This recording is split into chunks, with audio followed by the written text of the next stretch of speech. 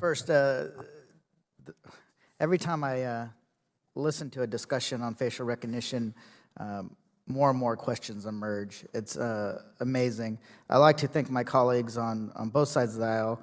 I know folks think that Democrats don't care about liberties and freedoms, but we do. But we also care about not only the public space, but also in the bedroom and over one's body, right?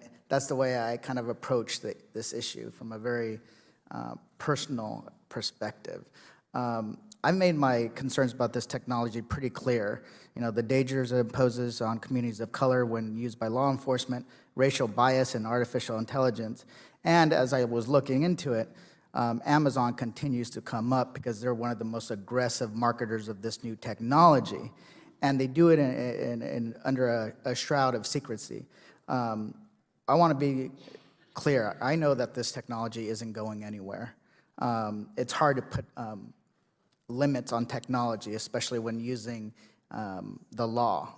And I've seen this time and time again, coming from California, where you have large companies understand that the wheels of government turn slowly. So if they can just move quickly, they will outrun the government in putting any kind of limitations. You've seen this with some scooter companies who dump thousands of scooters on the street, no regulations, and then all of a sudden it forces the government to react. But we will react, and we'll start putting some limitations on it. I know that it is tough, but there's a lot of questions.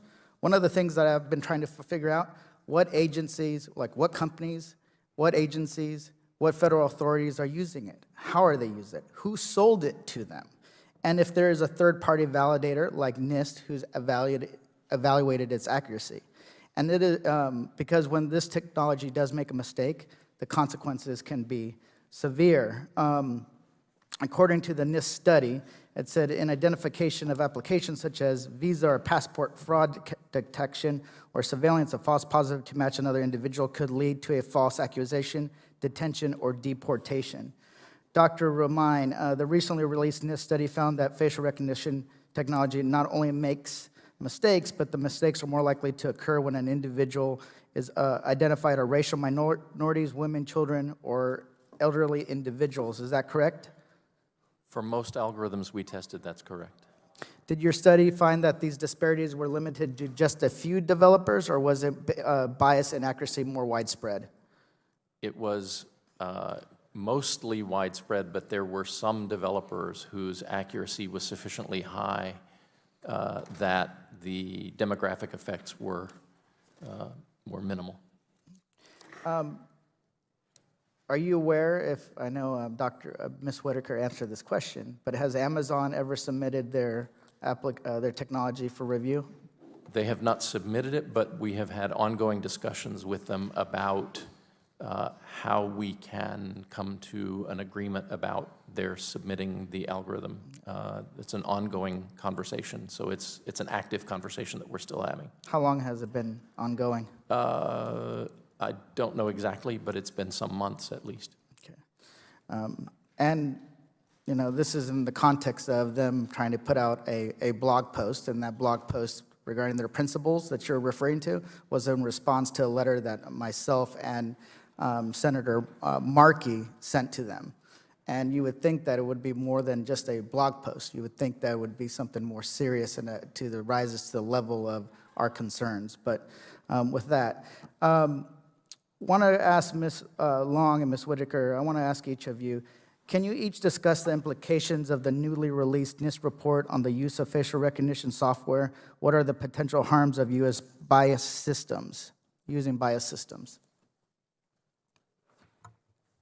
I think the benefit of the report is that it discloses the bias that is present in many of the algorithms being used and gives consumers, both as individuals or businesses who might be selecting these algorithms for use, good information on which to make their choices. I want to just make the point that even though a large number of algorithms were tested, those are not equally spread across the market in terms of representing market share.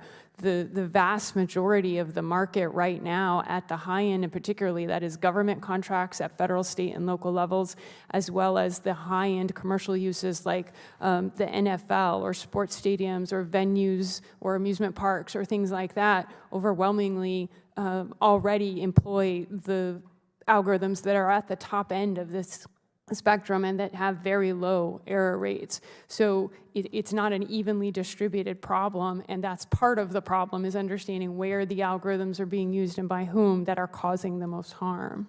Yeah. Ms. Whitaker, and with that, it'll be my end, but I'll let you answer. Thank you. Absolutely, I think it's important to emphasize, as Mr. Jordan did, that accurate facial recognition can also be harmful. So bias is one set of problems, but this goes beyond that. I think any place where facial recognition is being used with social consequences, we will see harm from these racially and gender biased disparate impacts. So I think we can look at the case of Willie Lynch in Florida, who was identified solely based on a low confidence facial recognition match that was taken by an officer of a cell phone photo. He's now serving 8 years based on that photo and had to struggle and was eventually denied to get that evidence released during his trial. So we're seeing high stakes that really compromise life and liberty here from the use of these biased algorithms.